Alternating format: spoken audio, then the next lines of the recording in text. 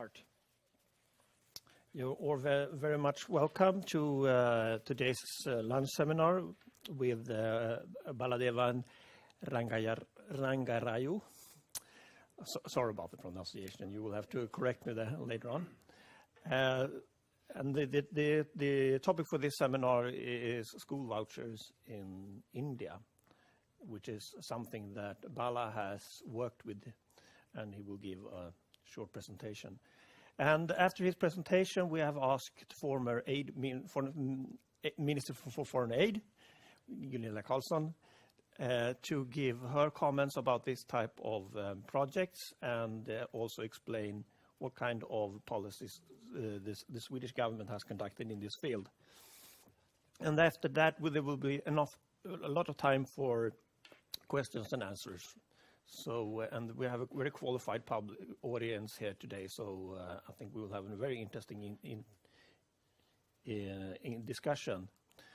And so, Bala, please come forward and give your presentation. Thank you. Thank you, Stefan. Good afternoon, everybody. My name is Baladevan Rangaraju. Not you, but that's okay. You're free to call me Bala. I know it's tough. It's tough even for a lot of Indians, so it's okay. Right, it's a pleasure and honor to be here in front of you. And at the outset, I would like to thank frivarld and Stefan and all the others who are in his team, including Henrik and Diana, to have taken all the pains to have me over here. So it's really a tough topic to cover in 20 minutes. So I'm going to try my best. But if you have things to ask, please put it in questions, and I will be happy to answer the whole evening. I'm okay, right? Because I have not been told how long I should be answering the questions. I have only been told how long my presentation should be, right? Okay, so when you say education, for most of the world, the first thing that comes to mind is ability to read and write, or an association with a more empowered set of people in the world. That's the first thing that comes to mind. For a poor person, when you say education, the first thing that comes to mind is a plate full of food. That is the key difference that we have today between most of the government policymakers and people like me and Stefan and others who are vouching for private schools. If we get this clear, I think there is no room for any confusion. So whenever government policymakers create policies on laws relating to education, then they have a set of parameters. They say we should have this big classroom or so many classrooms, and we will have ABC kind of people who will run the show, and these are the things that the school will achieve. Most of the times, these are the things the school will achieve will also be in the nature of how many classrooms and who will be the teachers, such as we will have 220 or 210 working days per year. We will have 6.5 hours every day of instruction.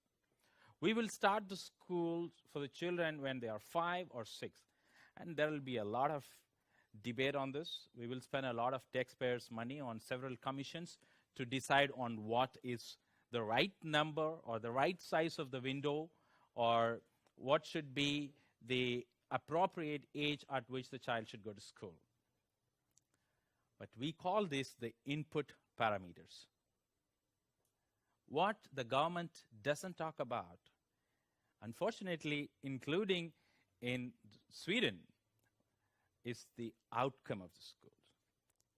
Whether or not you can include as part of what defines a good school, the outcome, what the school does, what the school produces. If we do that, then I think defining a school becomes very easy. In India, when you say a school, as per the latest law, it means a place which is recognized by the government to run as a school. So what it means is you can have two buildings that look exactly similar, two sets of people who are exactly similarly qualified and exactly similarly passionate, doing the same thing. And one could be called a school and the other could be called not a school, because one has had the good fortune to know some bureaucrat or been able to bribe somebody to get a license. We call that recognition. The other has not been able to. So how easy is it to get a recognition? It is extremely difficult. Why? Because the input parameters are not practical. Who makes these parameters? People who are really, really gifted. Special category people.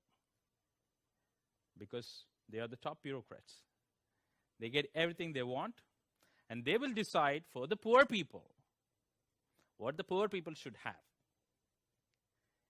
There's a huge difference here in terms of perception of what is important. So you have parameters that are impossible to meet. For example, you might have to pay teachers the same amount of salaries that the government pays. Any teachers here? I have special love for them. I used to be a teacher, so, right? Because they can unionize, and their union will be holy union because they are holy people, right? You cannot link their salary with the performance. So for a small school, it becomes impossible to do this. So what will it do? It will run outside of the legal ambit.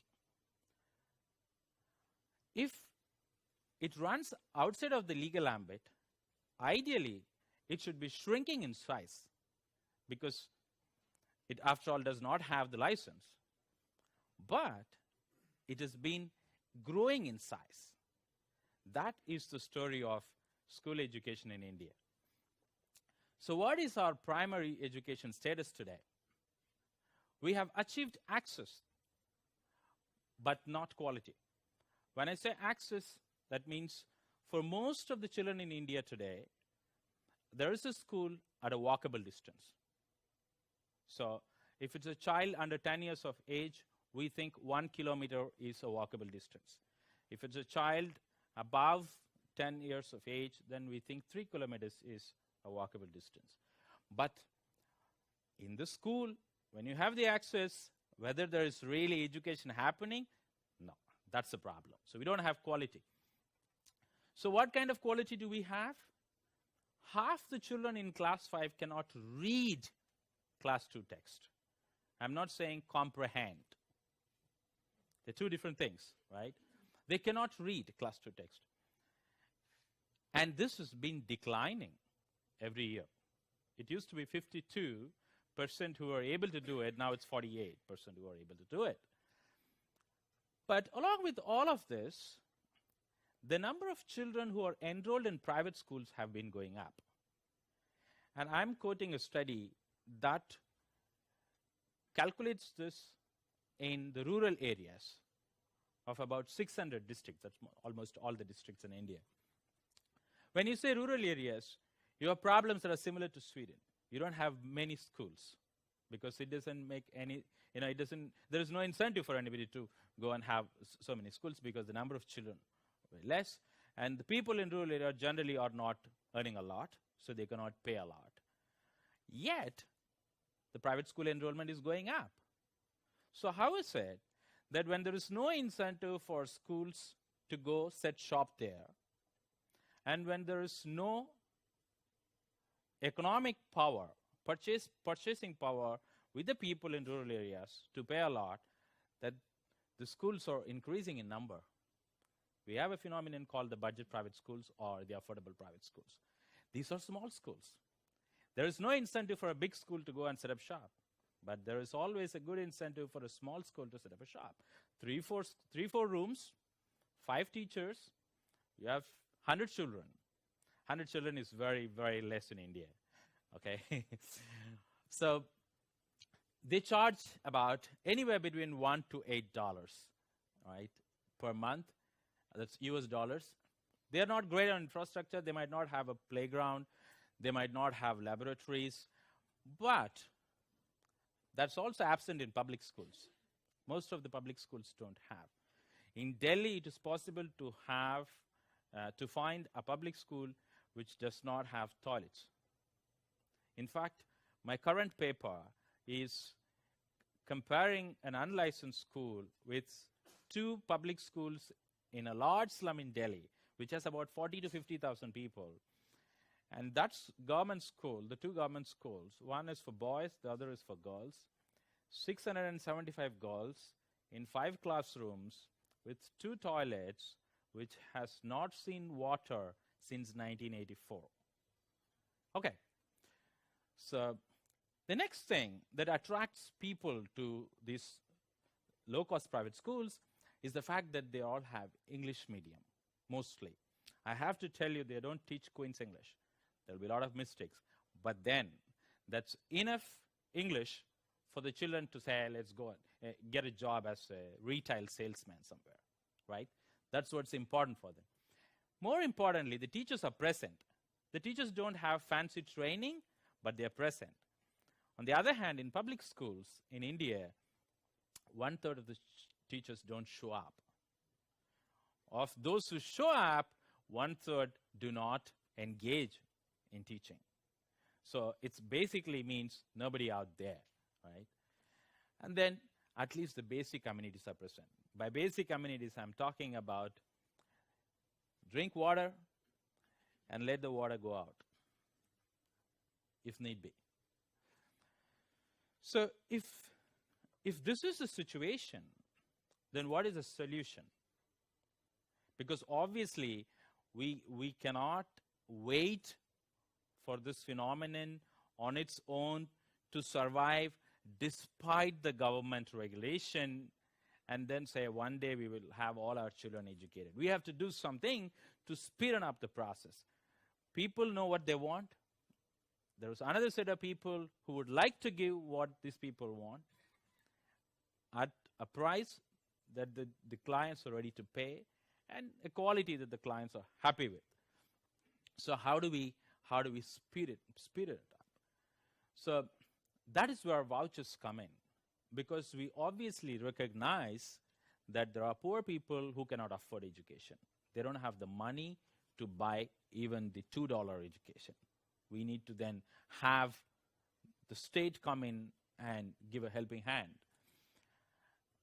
And we also realize that at that price, it's not possible to have world-class infrastructure. But what is important is provide an avenue for those aspirational poor people who want to get out of poverty, who think education is the passport to get out of poverty, right? If we don't do that, what we will do is, in the name of equality and inclusion, we will keep the poor people poor. And that is a sin. So there are 3 projects that has happened in India so far, 3 voucher projects. The first one, Pahal, is a government project. I would like to show a small video of the project.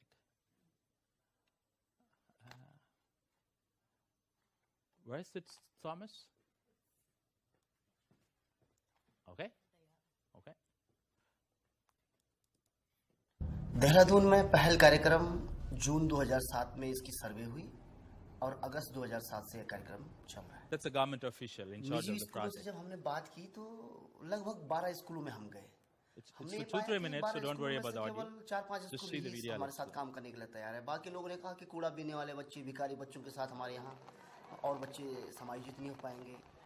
कुछ लोगों ने कठोरता से और कुछ लोगों ने विनम्रता से हम लोगों से जुड़ने से मना कर दिया, ताकि जो भी हमारी टीम यहाँ पर आए उन बच्चों को। अच्छा, इस कार्यक्रम को चलाने के लिए हमें क्या वित्तीय सहायता दी जाएगी? The first person that you saw was a government official who's in charge of the project.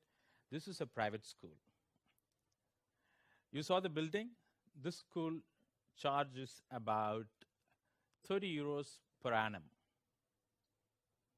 to provide education. And the government enrolled 5 such schools to send children who I want you to see.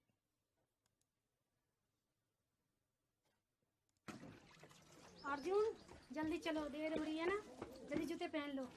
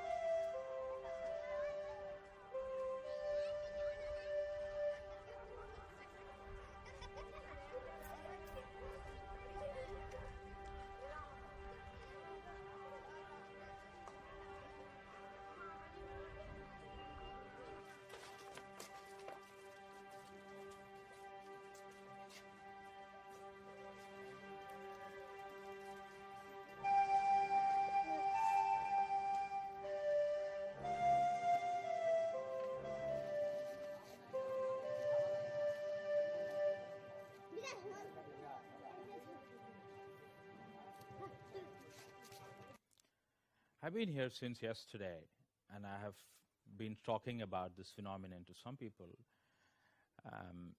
including the CEO of Timbro here, and I used the term rag pickers children, and she didn't know who they were. Rag pickers children are children who literally pick rags, polythenes, papers from public areas to sell that and take home some money. These children that you see are actually rag picker children, and the area you saw is a typical urban slum in a town called Dehradun, right? These children are discriminated even in free public schools because they're dirty and they are not empowered. Nobody listens to their parents. If there's a pencil going missing, then they'll be the first ones to be blamed, right? So to mainstream them, the government thought, okay, let's try the private schools because they have an incentive if we give the money. There is no incentive for a government teacher to be kind to these children. So they started this program where these children would go to those 5 private schools, and the lady that you saw was the one who would ensure the children go every day, right? So as part of the program, actually, the parents were also educated. पैसे देता है, यहाँ पर क्या देता है? हमने इनके साथ होली खेली है, हमने इनके साथ दिवाली मनाई है, और ट्रेनिंग प्रोग्राम में भी हमने टीचर के साथ इनके संबंध में बहुत चर्चाएं की हैं, पैकेज उसके अनुसार बनाया है। हम भूखे रहेगा क्या? बच्चे पढ़ कर जाएगा, रोटी कहाँ से दूंगा? जो निजी विद्यालय में अच्छे वर्ग के बच्चे पढ़ रहे हैं, उच्च वर्ग के बच्चे पढ़ रहे हैं, संपन्न घरों के बच्चे पढ़ रहे हैं, उनके साथ इन बच्चों को जोड़ा जा सकता है, और इस तरीके से एक ऐसी विचारधारा का जन्म होगा। बच्चों में भी इस तरीके से एक संस्कार पैदा होंगे कि हमारे समाज में कुछ ऐसे बच्चे भी हैं जो कि पिछड़ गए हैं, मुख्य धारा से नहीं जुड़ पा रहे हैं, तो वो लोग भी साथ में एक क्लास में बैठेंगे, एक जैसे यूनिफॉर्म पहनेंगे, तो एक सार्वभौमिकता उसमें दिखेगी।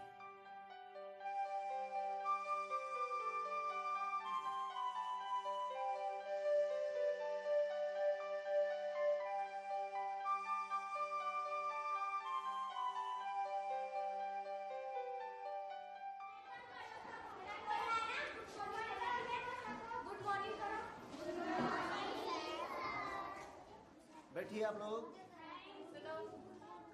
सच बोलिए कि आज किस किस ने ब्रश किया, किसने नहीं किया? जिसने ब्रश नहीं किया वो खड़े हो जाओ। आपको एक बात ध्यान रखनी है कि आपको ब्रश रोज करना है, ठीक है? मम्मी क्या करती हैं? कोठी काम करती हैं। पापा जी क्या करते हैं? जूता पॉलिश का काम। जूता पॉलिश करते हैं। क्या बोलती है मम्मी? मम्मी कहती है कबाड़ चुकने के लिए गंदी बातें नहीं जाना, कबाड़ चुकने नहीं तो मारूंगी। अच्छा, तो आप फिर क्या करते हो? तो नहीं चुकती हूँ। और जब कबाड़ चुकते हो ना, जो पैसा मिलता है उसका क्या करते हो? मम्मी को देती। मम्मी को देते हो। और मम्मी क्या करता है? This is the problem. First you saw the mother talking. She was saying, how would we eat if the children go to the school? They need to go and work. And you saw how they were brought to the school, and this gentleman comes and asks, what he was asking her basically was, what does your mother do? She said she works as a maidservant. What does your father do? He shines shoes. And then what does your mother tell you? Not to pick rags. What do you do? I don't pick rags. Okay, by the way, when you pick rags, who do you give the money to? To my mom. You see? That's the situation that we're talking about. And then, if to this family, education would mean anything, it would only be equipping the person to get out of poverty. All other philosophical stuff I don't have time for, that we know our friends talk about, have no meaning here. And I want you to see how these things have changed for these kids. This is one of the voucher boys. जब कबाड़ चुक So the first set of children were about 25. 2 girls from those 25 went on to top the class in 2 years. Right? The other children who were sitting obviously were not from this kind of a background. So does it really matter who was the owner of the school? Whether the taxpayers or some private family that owned the school? Does it matter in this case? It doesn't. What matters is whether or not these children have access to a school where there is an incentive for the school to take care of them.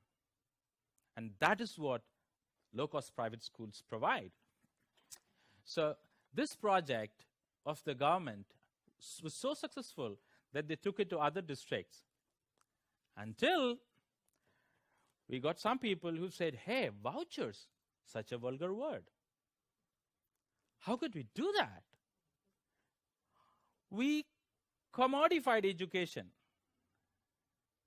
as if there's anything in this world that is not commodified. Anything ever.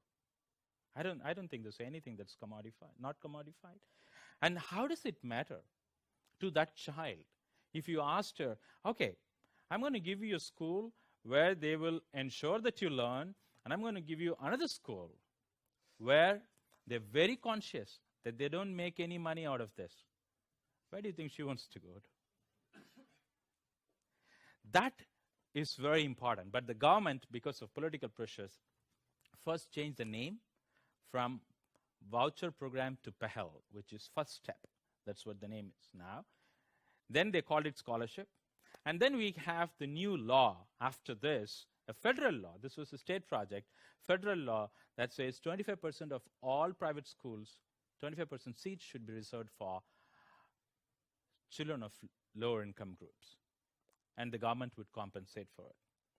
But like all huge projects of the government, it's riddled with problems, design issues, corruption, no payment to the schools on time, so it is not taken off well. But for this government, they had to end this and merge it with that larger project, which really didn't take off. But we did a couple of projects ourselves, And one was the Daily Voucher Project, and the next was School Voucher for Girls.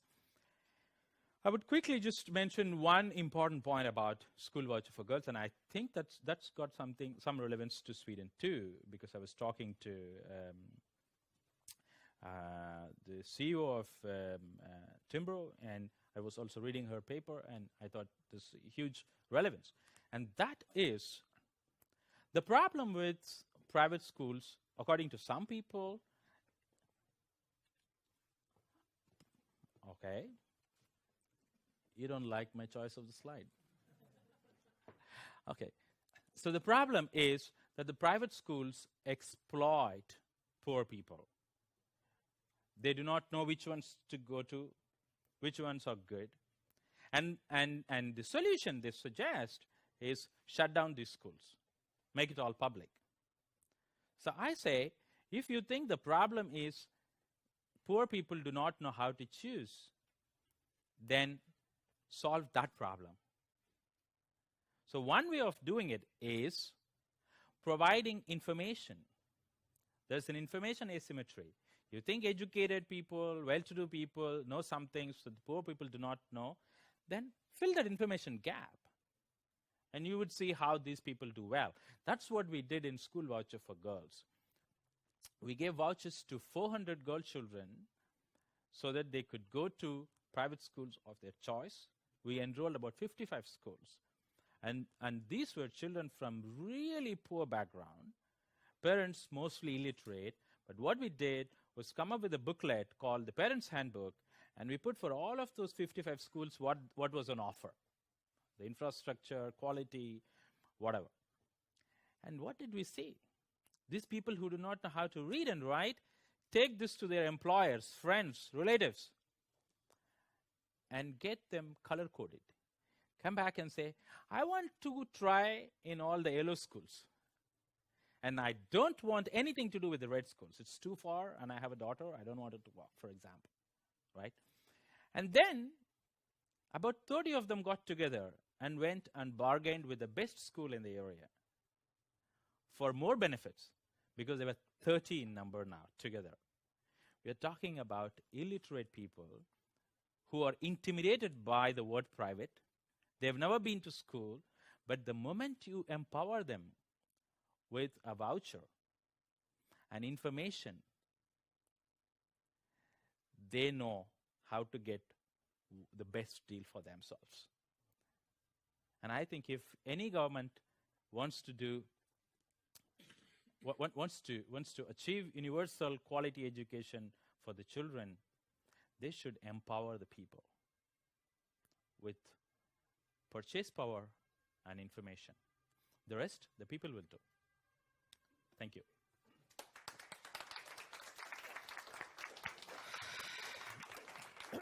Thank you, Bala. And Gunilla, please join us. Thank you so much. And Bala, it's great to have you here. And to Stefan and Free World. Already 1 year ago, you published a report by Pauline Dixon about this area. And to all of you who are come here today, recall where you first heard these talks. Because if we care about poverty, if we see that today the world is having actually increasing inequalities, but the way to come out of poverty is for many, of course, to migrate and other things, where Timbro and Free World also has been talking about that. But education is key if we would like to see that both individuals and thereby societies can grow.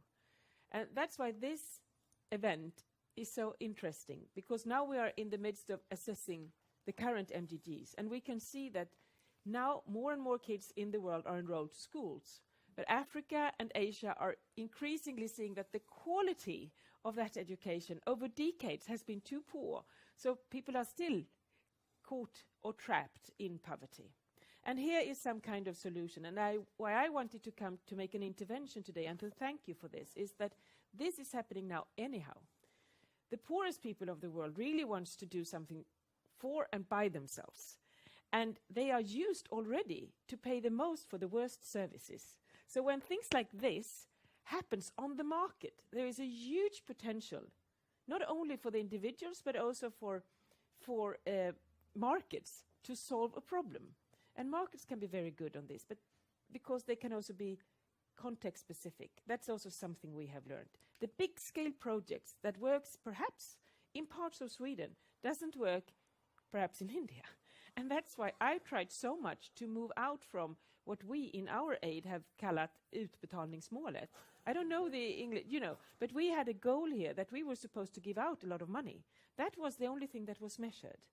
But yeah, I can load it. No, I can no longer load it for you. So what we try to do is really to change that to go into impact and thereby start to managing for results. But also to see that on markets we can find out much better analysis about what works, because there are some, it's so important that you also see the environment that we hear. So why are girls not attending school? What can we do? So if you have the right incentives, you can really use the power of the markets, but also new entrepreneurs, also in other areas. But education, I think, is very, very good to show about. And that's why I would like for the further conversation, because what has this to do with aid? Because that Sweden and the European states still think neoclassical neocolonialism. We think that we can move countries out of poverty. That's why we have general budget support. You probably heard about it. That we tried, to help a government to become and behave better, but it doesn't work. And that's why we have now, in the years to come, as from Free World and from other parts of the society, to start to think about, so what do we do about that people now are still living in poverty without having been empowered, without education and good health enough? I think we should link to the debate that is now going on in the world about social security schemes. Because we really have a role to play here. If we would like now to realize what the world looks like, we have poor people in almost every country. And if we, that believes in mankind and in markets, we should really see individuals instead of big states. And that's why we should take on that discussion on social security schemes, but to ask them to be targeted much better. And of course to work with the markets, because there is a debate going on and I don't see enough voices for that. The Swedish church is doing that beautifully, and that is really to target the most vulnerable people. And here we can use the lessons learned by you, Pauline, and others to really say that this might be a way where aid can provide some better results. It's at least worth trying, because business as usual will not be sustainable. I can go on, but I think it's better if we have a discussion and to hear more from Bala. But thank you so much for coming and enlightening us, and thank you so much, Stefan, for organizing. Yes, please join us. And I'll start out with a couple of questions, and then we will move on to you in the audience. But let me start with you, Gunilla.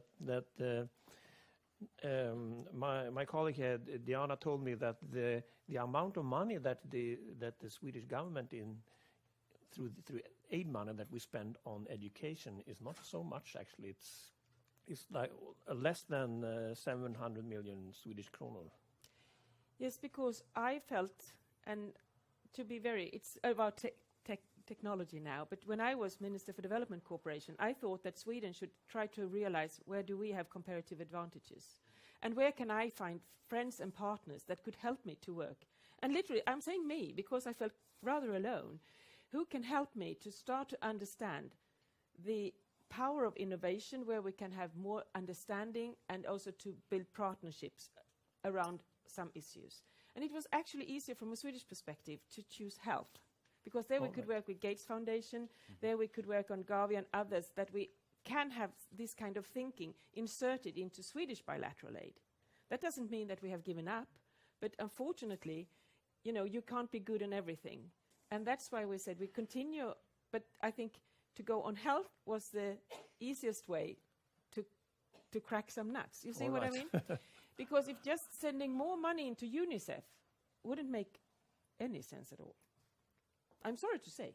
Okay. But I stand for that, because we think we support education by giving loads of money to UNICEF. We are only supporting the bureaucracy of the UN, because we are not organized in this, in the Swedish aid. And that's why also I want SIDA, to do much more research, innovations, finding new ways of targeting individuals. And then the big multi-things that we also put money to, they can go on for a while. But that's why we couldn't do everything. And we have just started that journey, I think, in Sweden, trying to prioritize and trying also to be the most courageous donors to finding out what's changing the world. Okay. And how can we work with the changing world? Because the world will change despite aid. May I have a follow-up question then about the UNICEF, because I think it's their policy that every child should have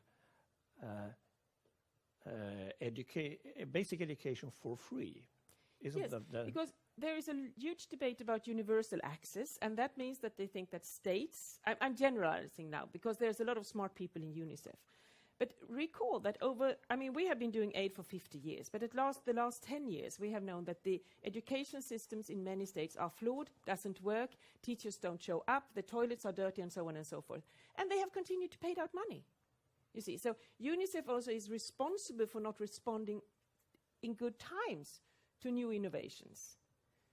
So I think we should, of course, continue to do education support in Sweden, but we should also link that to performance. And also, again, with social security schemes. I think here, frivarld and Timbro and others, because this is part of a social security scheme thinking, targeting individuals instead and using incentives. And thereby, we can start to tear up all the frontiers that are actually still in the aid industry of Sweden. Was that an answer to your question? Maybe it was. I don't know. I would like to add something here. Yes. What is Please. free? There's nothing that's free. Somebody else is paying for it.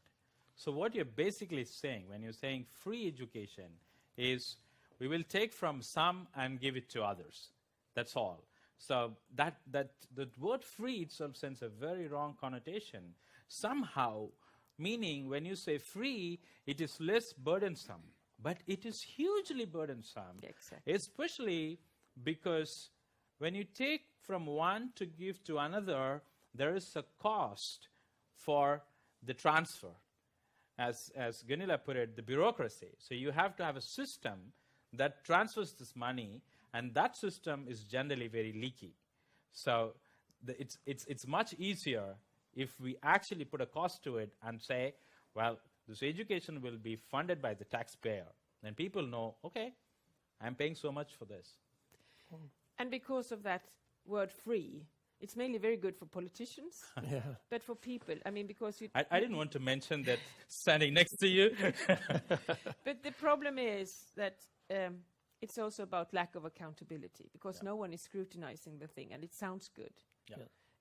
And, my position, I think we should really see that we can target vulnerable groups and helping people living in poverty to come out of that. And education is one of the ways. So that's why we have to not end up thinking that we should make interventions, but they need to be much smarter. Bala, may I ask you a question? Because I think that some of you might not understand it, but when the public schools, attending a public school, it isn't really free in the Swedish sense that you get your books for free, you get your tuition for free, and you get your food for free, and we don't have school uniforms, but if we had, they would probably be free. But if you attend a public school in India, you will have to pay for some of this. Or? Actually, no. Most of the public schools are free. There are different kinds of public schools that probably it would explain more the incentive for keeping the public schools for the bureaucracy. We have one set of public schools that cater to the children of the bureaucrats. It's called the Kendriya Vidyalayas, and they are as good as any elite private school because they are run with a different set of rules. For example, the teachers can be fired, right, by the principal if they didn't show up. And so that's one set. And then among the rest of the public schools, there are schools which have probably a $1 fee, but most public schools are absolutely free. And you get lunch, you get uniforms, you get stationery and textbook, everything. Yes. And most of 99% is free, except those Kendriya Vidyalayas. But the teachers don't show up. Well, that's precisely the problem, because we somehow do not want to consider teachers as employees. We put so much of cultural premium on teachers, and they hold such huge influence on policies because of their united power as unions, that we don't consider or we don't measure their work like we would do in any other case. So we should be able to say, hey, you didn't do well, so you're not getting promoted. He did well, he's getting promoted. At least in India, that's not happening. We cannot associate the performance of children with the performance of government school teachers. So there is no incentive for the teachers to do well. You just don't have to show up, no problem. You still will get promoted according to your seniority, and you will get, some government committee will sit together and say there has been inflation, poor teachers who find it very hard not to show up, need more money, so give them more money. And I think, isn't that the key here? Universal access and no fee, but it's not enough. You also have to measure the results, the outcome. And how do you do that? And that's why you have to work both with markets and politics. You see what I mean? Yeah. It's so easy to just do the first step to say that, and then we are ready. Yeah, we're ready. We have So done our it's bit, more yeah. to see the performance, and I think this is also what it looks like in Sweden. And the risk is that we see increased disparity in our societies because we don't tackle why aren't teachers showing up? Why do they, Where the people- not, where the children not achieving yeah. better. So Okay. the trend could be also here in Sweden, because we have dropouts from school and we don't ask why.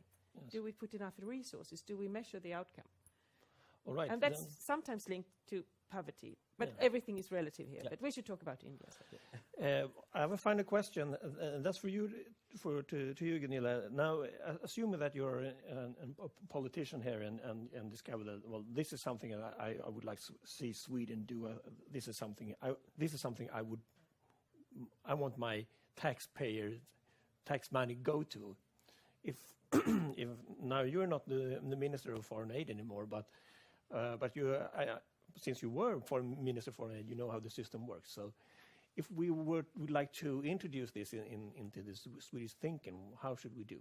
No, I think but sometimes to give space for something new, you have to take away something bad.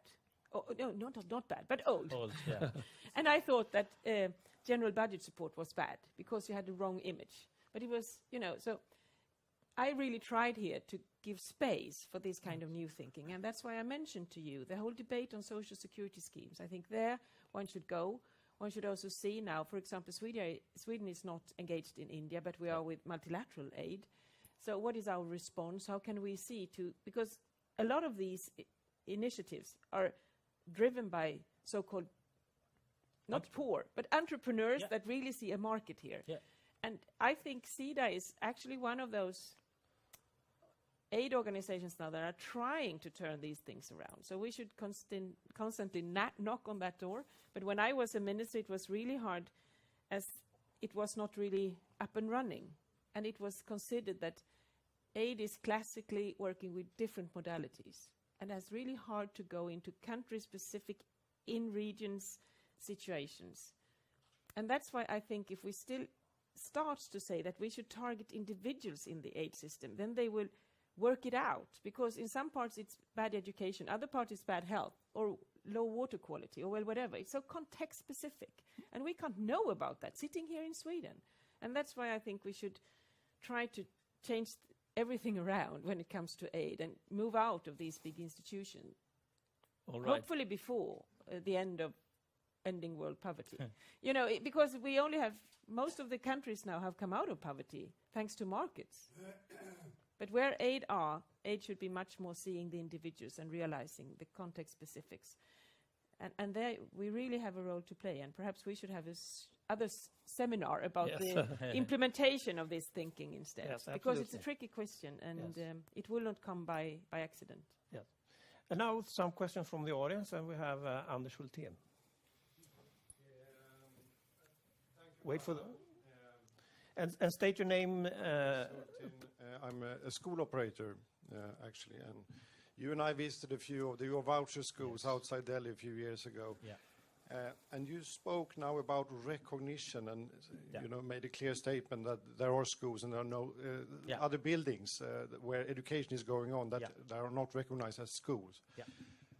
Having read James Tooley and taught a lot to him, there are also a growing number of unrecognized private schools in not in the slum, but in the outskirts of the slum, where you cannot find any state schools provision at all. It would be quite interesting to hear more about that, and if that is continuing to happen in India. And I also must say that you should have been here 3 or 4 months ago when we had our election campaign, because there were actually a lack of politicians talking about exactly the sort of argument you are raising here about creating the right incentives in order to get the results there. And if we can export something from Sweden to India, it is actually the voucher idea and the idea that incentives really matters for the outcomes. Yeah. Thank you so much, Anders, for those kind words. We would like to import the voucher idea from Sweden without the socialist baggage that comes with it, right? There are some parts of your scheme that are not really good. For example, to have the municipality decide who should open a school. What that means is, once I open a school, I don't have any incentive to keep doing well, because the government will protect my business by making sure there's no competition, right? So that aside, yes, the unrecognized schools are expanding and growing in numbers, not necessarily just in slums. That's why I said in rural areas. So rural areas are generally not slums, they're villages, right? And even there they are growing in number. What is unfortunate is the Right to Education Act, which came into operation in 2010. It makes running of the unrecognized school a criminal offense, right? For which you can even be jailed. And so there have been schools that have been ordered shut. On our website, we maintain a counter called the Daily Wrong, showing how many schools have been ordered shut, how many have been shut, and approximately how many children are being affected. So far, about 1.3 million as per our calculation. But these schools, when they shut, they only shut down on paper. Because where are the 1.3 million children then? They're still going to the schools. And the government has not provided any alternate mechanism. So let us say there is one unrecognized school which has 500 children, and it runs from class 1 to 8. And it's an English medium. And now on paper it is shut. So those 500 children have to go to some other school. If it's an unrecognized school, then it was charging very less. The parents cannot afford recognized school. So they have to shift them to state schools. State schools are not English medium. So the child is going to have a huge difficulty. So obviously they have not shifted. That is a great opportunity for the school inspector to build his new house and buy his new car, right? So schools run because there's corruption. Corruption is our solution. All right. And we have a question here. Please. Yes, my name is Claes Örjan Spång. I have worked as a high school teacher for 20 years, and also I worked at the latest school reform project of the Swedish school system. Nice to and I want to ask you about the quality deterioration problem, because we have noticed this quite to some very great extent in the Swedish school system. The output that you mentioned is getting worse, and the results are getting worse, and we have noticed a number of explanations for this. For instance, we have the cost of school books in Sweden is about half of what it is in comparable countries such as Norway and Denmark.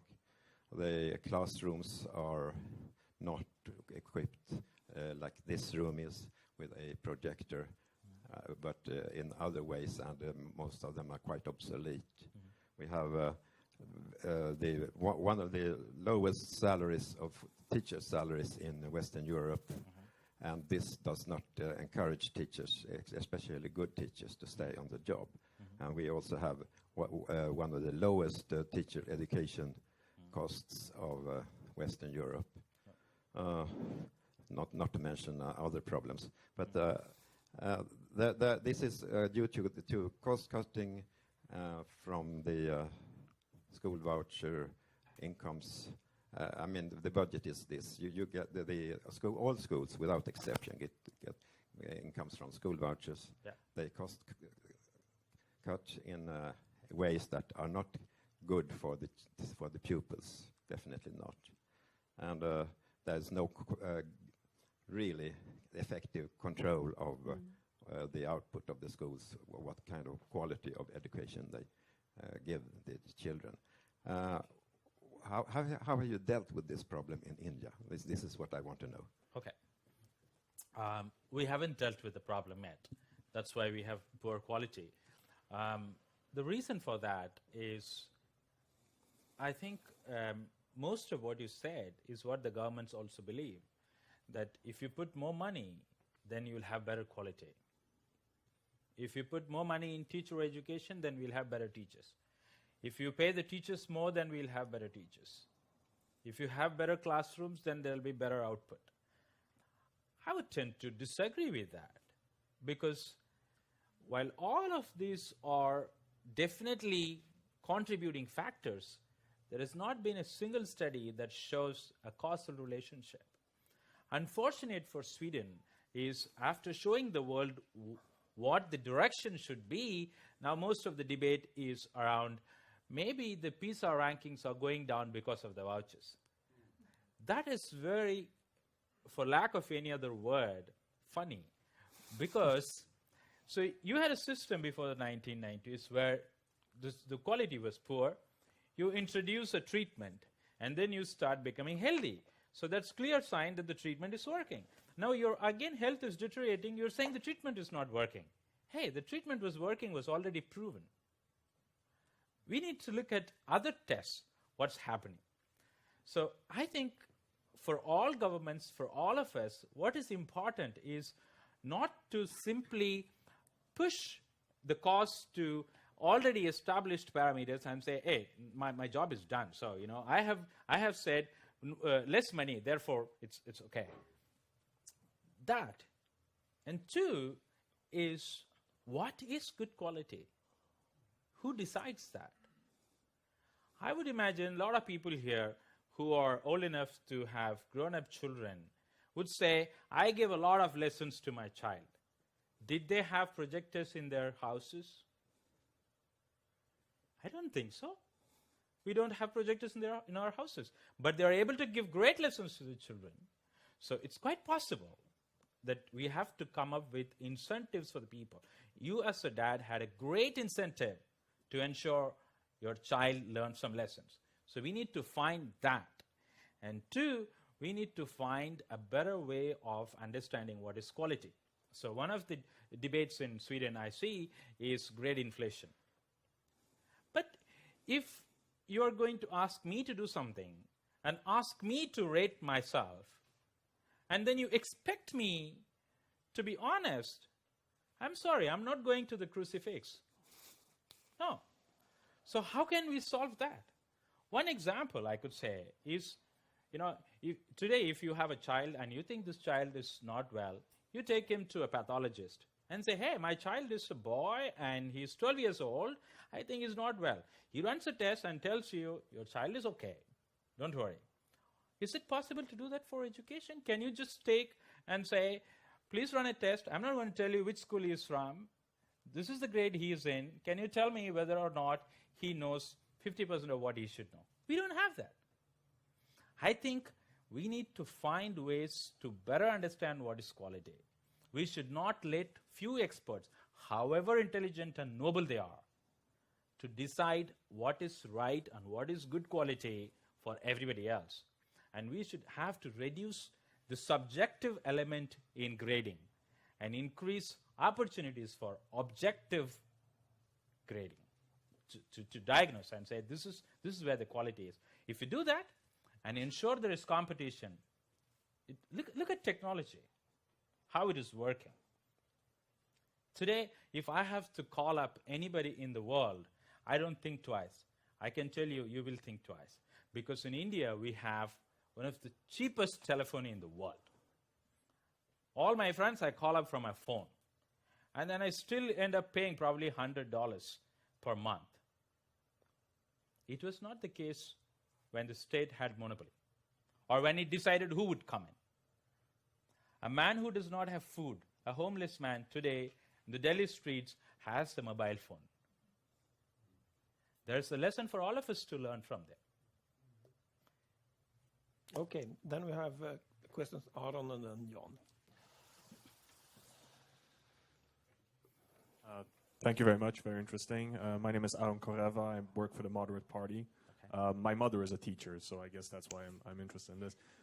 Short question, I guess. Apart from a lot of bad things that were said in the Swedish election about the voucher system, was also the fact that, well, private schools, they make a lot of profits. This goes back to the money issue, right? If we have more money, then everything's going to be fine, and these private schools take away too much money from the voucher system and so on. I just wonder, is there any limit in India in terms of how much money you can make of a private school, or how much money you have to invest back and this and that? Okay. It's just to see if we can learn a lesson from this. Technically, in India, you cannot make money on education, because if you want to run an education institution, it has to be a not-for-profit enterprise, technically. But I think the people who claim to be most selfless are the politicians, right? Absolutely. Do they make money or not? Do they make money? Yes. Well, then how can they expect anybody else not to? Especially when you have to buy your land, you have to build your building, you have to run a business where the cost, the price, and the number of customers are controlled by the government. And then you expect that person to take nothing out of it. It's just being, stupid. All right. Hello, Bala. My name is Jan Funneson. I used to work in India with these kind of school vouchers. My question to Bala is, what is the attitude from the NGOs, especially both the Indian and the international NGOs, towards school vouchers? That's a short question. Okay. Well, NGOs are, I personally think, the private property of governments, right? So the government wants to have a different kind of property.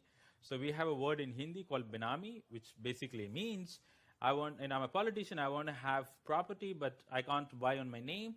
So I put it in my sister's name, brother's name, right? It's my property. So NGOs are the binami property of the government. They run on government money. They will never say anything that the government will not like. Gunilla was very kind to say the same thing about UNICEF, which is the largest NGO in the world. So NGOs will just simply follow what the government wants to do, because they get their project money from there, right? So they have really no stated position on anything. They go with the flow. All right. You have you want to say something? Yeah, no, I think there are a lot of good NGOs. There are people in civil society that are trying now to figure out what can be better. For example, on aid, about how we organize our societies and trying to figure out what's missing. And for us, I think taking your debate back from India to Sweden, it's really interesting to see, because the questions are more and more the same. So how do we ensure good quality in education? How do we see that we use market incentives in a good way? How do we evaluate, and how do we see that the poorest person is really the best beneficiary for our joint endeavors? And this is a very tricky thing in all societies. Yeah. And we think that education is really the key thing to make people move out of poverty. So I think it's so much similarities these days. And we have to be humble, because it's very hard with development. But still it's happening. And many places it's happening thanks to entrepreneurs. And that's what I thought was so good, you coming here from India, because we see now that so-called poor people are taking a lot in their own hands. Like we heard about slum dwellers starting their own schools. It's fantastic to see the opportunities today, sometimes also thanks to mobile phones, that they can have access to better quality. So I think this is happening anyhow, but the question is how can we work with that flow and not to work against it? And that's why I was happy to come here and to make interventions, because sometimes the aid bureaucracy is still back in old style schools and don't really realize how things are rapidly changing, and it's driven by the so-called poorest people. Sure. And I am always saying people are not poor. They are so full of incentives, they are so aspirational. But they are living in situations of poverty, and they want to move out of that, and that we have to recognize. And that's why I think this debate will really help us also to how we see our own school systems here in Sweden, and to protect our voucher system. But of course also to see how we can go with the flow and try to help also our aid to be more relevant and to encourage these kind of still new thinking. For the record, I run an NGO. All right. With that remarkable speech in favor of market economy and how to raise people from poverty, we will end this session. And I'm say thank you to Bala and Gunilla that you came. Thank you so much, Stefan, for this opportunity. Very much. And thank you, Gunilla. Pleasure. And a final word before we all leave. You have written about this also, your project. So you can find publications on the India Institute website. And we also have a report written by Pauline Dixon, who is a researcher in this field, and you can find it on the Free World website. So thank you for coming. Thank you so much.